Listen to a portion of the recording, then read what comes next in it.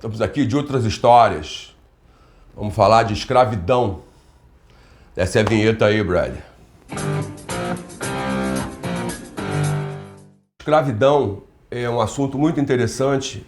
Foi trazido à baila num programa de TV recente que eu assisti e comentava com o Fellini sobre, e a gente resolveu falar um pouco a respeito. O livro do Laurentino Gomes, Escravidão, trata muito bem desse assunto e levanta essa questão muito interessante sobre o escravismo e o racismo estrutural nos dias de hoje. Atualmente nós sabemos que o escravismo colonial português, dentro da estrutura econômica mercantilista, o mercantilismo, criou situações muito difíceis para a população africana. Mas não foi um ato racista em si. Como é que se pode analisar isso friamente? Bom, quando os portugueses vão à África pela primeira vez nas grandes navegações, Ceuta, norte da África, 1415, eles já encontram comércio de pessoas.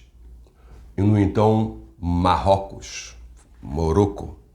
Na cidade de Ceuta, os portugueses, para espanto deles próprios, encontraram pessoas vendendo pessoas.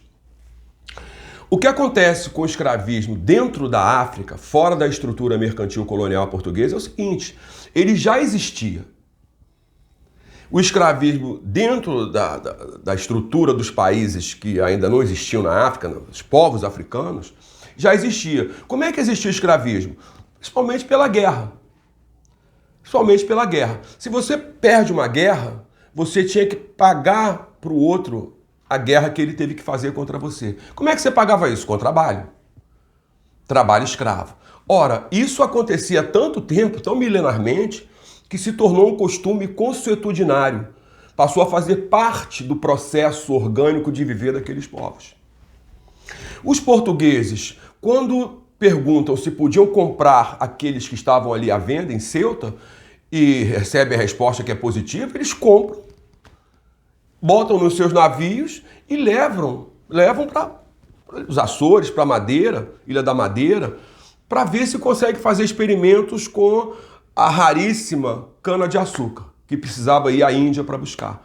E em 1415 não tinha como ir à Índia ainda.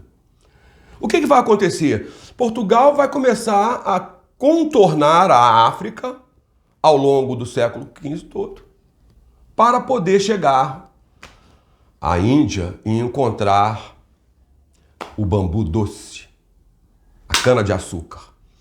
Ora, quando Vasco da Gama descobre o caminho e Cabral vai até lá, e instala-se a necessidade de uma mão de obra intensiva para uma plantação extensiva.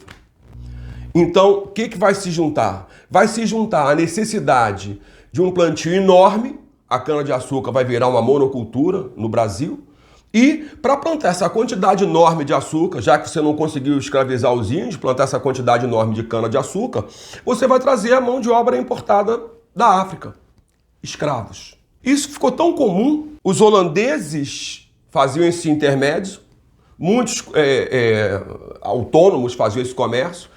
Algumas vezes, reis africanos, século XVII, vem um rei do Congo aqui, trazendo escravos para vender ele mesmo, porque para que intermediários? Então, isso de você ter durante 327 anos um escravismo só de uma etnia criou problemas estruturais imensos. Mas o escravismo não foi feito porque alguém é mau ou alguém é bom. Ele foi usado dentro da estrutura mercantil colonial portuguesa. Ponto.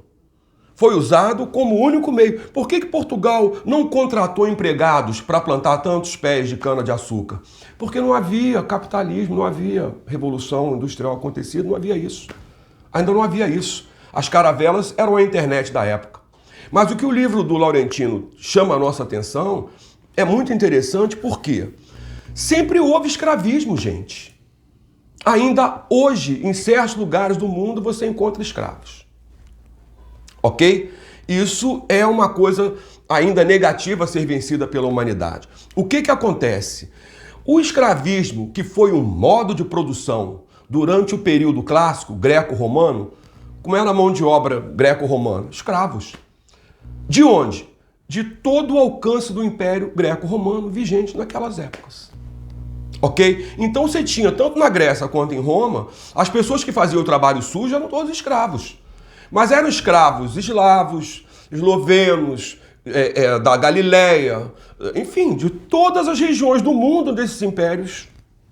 Então não havia diferença entre a cor dos escravos ou a cor dos olhos dos escravos. Eram escravos, simplesmente.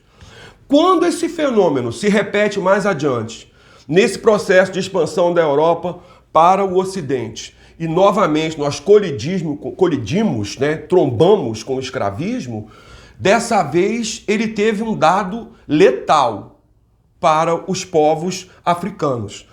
Houve a criação de um estigma racista. Por quê? Porque diferente do escravismo greco-romano, que era um modo de produção, o escravismo colonial não era um modo de produção. Era um braço do modo de produção mercantilista. Isso não é bom nem é mal, isso é história. Então o que acontece? Aqui, tudo que ficou associado durante, só no Brasil, 337 anos de escravidão de povos afrodescendentes, que o cara veio para cá, foi fazendo filho escravo, neto escravo. Ora, o que acontece? Criou-se um estigma. Tudo que é inferior ou de baixo nível é africano, é negro, porque é escravo. Você começou a jogar a escravidão, que é uma coisa horrenda, hedionda, um crime, como uma coisa que era parte da estrutura, apoiada inclusive pelo Vaticano. O Papa Inocêncio IX apoiava a sua encíclica no século XV, apoia. Né? Então, obviamente que quando se faz essa distinção só de uma etnia, você cria sobre essa etnia, devido à sua posição inferior que teve aqui nas Américas, uma compreensão de que ela é inferior. Então, os deuses africanos não são bem-vindos, as divindades africanas não são recebidas, grupos de fanáticos cristãos brasileiros têm depredado os centros de Umbanda e de Candomblé num desrespeito flagrante à liberdade religiosa, porque as divindades africanas são consideradas demoníacas.